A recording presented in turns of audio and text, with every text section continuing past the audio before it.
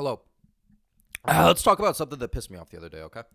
So, I looked at my Google Now feed, or my Google feed, or my Google News feed, whatever the hell it is, and I saw a review of the new Kobayashi movie, Dragon Never Dream of a Dreamer, or whatever it's called.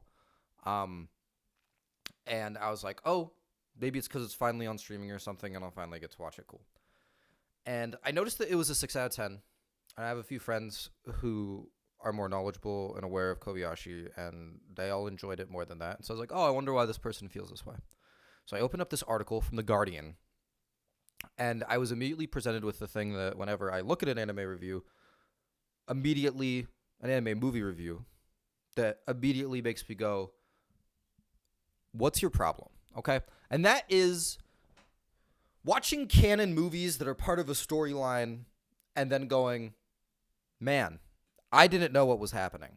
So, the review is Miss Kobayashi's Dragon Maid, A Lonely Dragon Wants to Be Loved reviews, Sword, Sorcery, and Smartphones.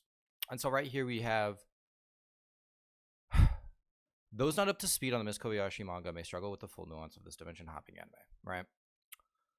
They're talking about stuff. They're talking about, stuff that's, like, happening, blah, blah, blah, blah, blah. We're talking about, like, what's been happening, And then here it says, presumably the Miss Kobayashi's Dragon Maid manga, which ran from 2013 to 2014, which is actually just wrong. New chapters are still coming out for this, so it's just wrong. Talking about only has time for a promising comedy of manners in which tries to win over the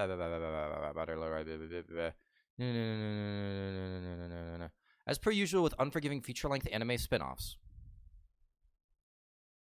which is perchance the worst line I've ever read in my life.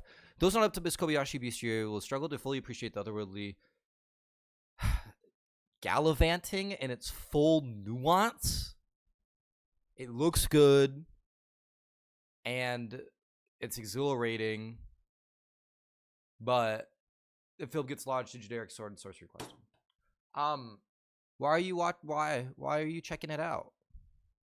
And especially because presumably would also invite the idea of this individual has not interacted with Kobayashi outside of this one movie.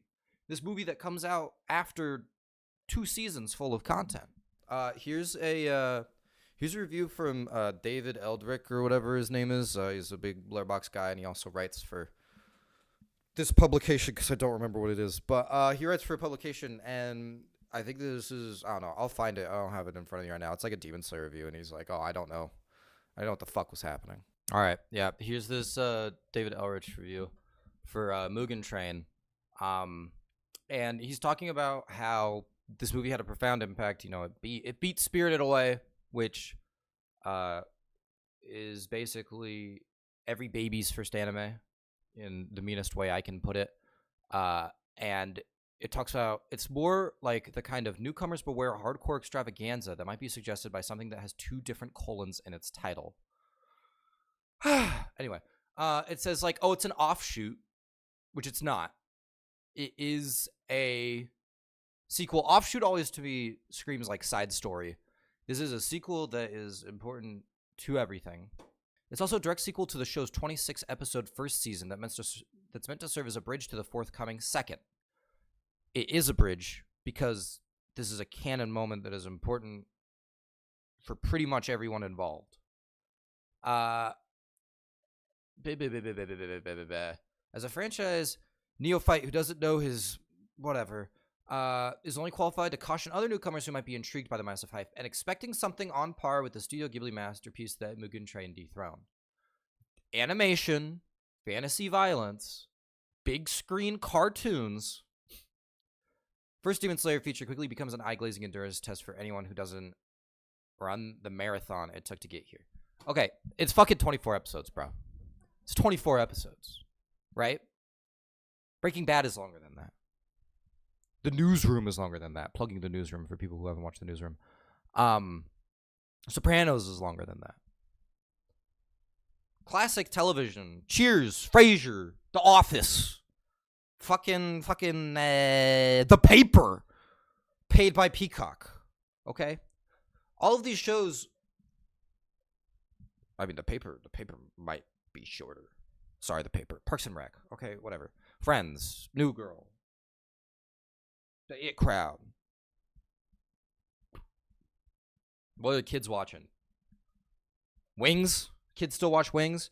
Like, and you click this guy, and it's like, oh, this is like the official review of IndieWire. This is in the criticism section of their webpage. Like, and it's just like the same shit. From a script creditor to the entire staff of Animation Studio UFO Table. And it doesn't bother to identify the sick old man who shuffles through a cemetery and murmurs about the bright embers of the human spirit in the opening scene, nor why protagonist Tanjiro carries the little sister in a box on his back. There's no context when someone exclaims that they've received 7 reports of demon catastrophe in this month. Is that a lot? Or why Tanjiro's steroidal? I haven't seen that before. Pal Inosuke never wears a shirt but always wears a hollowed out bear's head. It's a bear's head? I always thought it was a boar's head. Far more confusing are the nightmares that Emu uses to trap characters. These sequences constitute large period of two, trying to sort through the Slayer's inner demons is too big of an ask for those of us barely interested in watching them fight their outer ones. Anyway. Okay. I believe we all know, for the sake of context and keeping things concise, let's talk about it. There are 2 types of anime movies. There's the kinds that are offshoots. They're non-canon. It's just all the characters you love doing some random filler shit. And then there are the chronological movies where it is a direct adaptation of the manga, and if it's not, it is a sequel in terms of, hey, you need to be aware of these characters and wherever they've come from and what has happened to this point.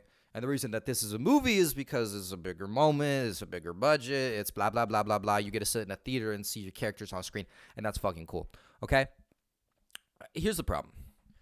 Is that I don't understand. I don't think that I don't know what was happening is a valid critique for a piece of media if one is uninformed. Because it wasn't made for the uninformed, it was made for the informed. It is a direct continuation of a story that has been enjoyed previously. I don't think it matters that much when it's some random person on Letterboxd, right? People get to say what they want about movies. People get to have their opinions, and there's nothing wrong with that. I might see it after I've seen the movie and go, come on. Like, why was this consumed before this? When it comes to official publications, though, with their reviewers, like, hey, Jonathan, we're going to go send you to see the new Gintama movie. And I'm like, oh, I've never fucking seen Gintama, so whatever. And then I walk in and I go, I didn't know what the fuck was happening, but it looked pretty. That's nothing. What the fuck is that? That's nothing. No one gains anything from this. Because no shit. And the thing is that we are no longer in the age of, needing a publication to know whether or not something is canon. Because anime at this point is as mainstream as fucking sliced bread. And so it's very easy to go on Mal or something or go on almost anything and just be like, oh, look, something came before this, right? And if one were to Google said movie, would they be like, oh, okay, cool. Like, there is a Chainsaw Man before this Chainsaw Man. I'll watch that Chainsaw Man before I watch this Chainsaw Man. And again, with non-canon movies, who gives a fuck? Because it's a total side story. And, I definitely have bias. I've seen 2 My Hero Academia canon movies or non-canon movies, and I've never seen an episode of the show. And I've seen One Piece Red with my friend in theaters. And the only other One Piece thing I've seen is the football, the soccer, the football one. So, like, with that, I get it. What I don't understand is publications going out of their way to review something and send the uninformed. And again, then that being seen as a valid criticism. And it might be, oh, it's not a valid criticism. I simply want to inform the audience that maybe my opinion should be taken with a grain of salt because this isn't for me. Okay, then why are you the one writing about it and being the one that's putting a staple on this? And even if resident anime writer, whatever, maybe it's not a thing of journalists, okay? Maybe it's just a fucking thing of media publications not understanding this stuff. And again, I do think it might be a reason as to why things like Ghibli are so accepted among people as just, those that aren't as ingrained in anime have seen Ghibli because basically with the exception of the Cat Returns, and even then, dude, you could, I could make the argument that you don't need to see fucking Whisper of the Heart to enjoy Cat Returns and know what's happening. All of their films are standalone and can be consumed separately. And I feel like most other anime classics that are known on a wide scale are in the same vein, like Redline, for example, or like the first Ghost in the Shell, because, Standalone Complex is a series and it comes later and it's a different storyline and blah, blah, blah, blah, blah, blah. I'm talking through knowing someone who's a Ghost in the Sheller, not from personal experience. There's definitely, or like Perfect Blue, like Satoshi Kon stuff, right? All of this stuff exists within a vacuum. Obviously, maybe not an entire vacuum because, they're inspired by shit and they're obviously director characteristics or writer characteristics that carry over from film to film. There is, though, a vacuum in terms of there not being something that comes before or after. I guess if you want to count that fucking Totoro short or whatever, sure, go ahead, whatever. I find it ridiculous because I think that the argument of, I just saw the 9th Fast and Furious and I've never seen any of the other ones, I didn't know what was happening, is more generally accepted than like, oh yeah, I watched the Demon Slayer Mugen Train and I hadn't seen Demon Slayer before. And so when it showcased, these characters with memories, as a when it showcased these characters being attacked in their memories and kind of like lulled into sleep in this, it didn't mean anything to me because why do I care about Green Boy and his family? Well, there is a lack of understanding of his character and what has happened beforehand. I went and saw Chainsaw Man, the movie, and I didn't understand why Orange Boy was so horny. It's because it's because Denji is a character that we already know about. And so there is not a need to overly explain these things. And again, it goes into like the fucking like Ben Affleck and Matt Damon fucking thing about like, oh, streaming services want you to repeat the fucking like thing all over and over so the people would not watch it. Blah, blah. Why does media have to cater to the idiot in the harshest terms I can think of?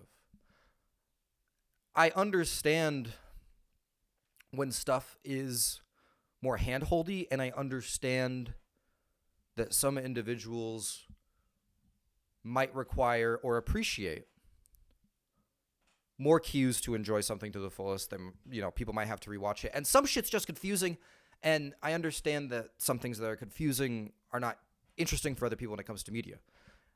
As somebody... That sounds so pretentious. I don't want to say as somebody who appreciates the nuances and things. No, shut the fuck up, dude. It's just there is a difference between bad storytelling and, there's a difference in being cryptic and bad storytelling. Or maybe, there's a difference in between being cryptic and being outright. And both can be done well, and both can be done shittily. Because here's the thing, right? Here's the world we live in. Here's the situation, okay? Time is finite. That's cavemen figured that out. Fucking dinosaurs figured that out. In that case, T-Rex discovered it. And there's too much shit in the world. Yet that doesn't mean that when I take the time to appreciate something, I should blame the media unless it's done poorly. I don't know. This is like a 2-minute rant. I've turned into like 10 minutes. Okay. That's it. I understand we're living in a world where anime is more generally accepted than it's ever been. And yet we're still living in a world where continuity and being an informed consumer is dead or dying. I don't know.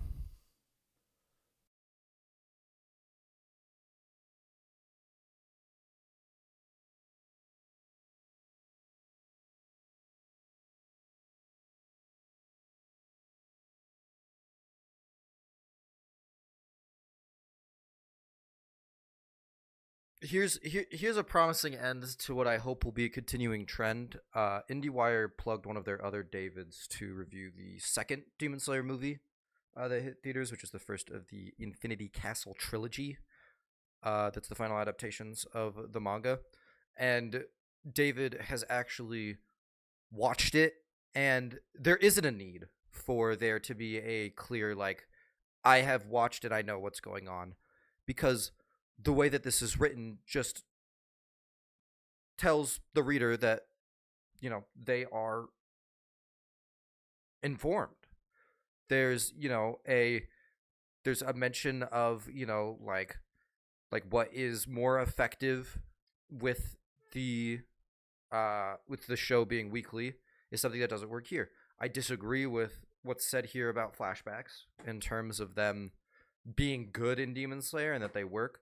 And I do agree, however, with it's like the stories interrupting itself to tell you stories that happened at one other time, and they mentioned more stuff here that's like, oh, this person knows what they're talking about, and I hope that this continues, dude. We did it, guys. We're good. Anime is saved. Anime criticism is saved. Yippee!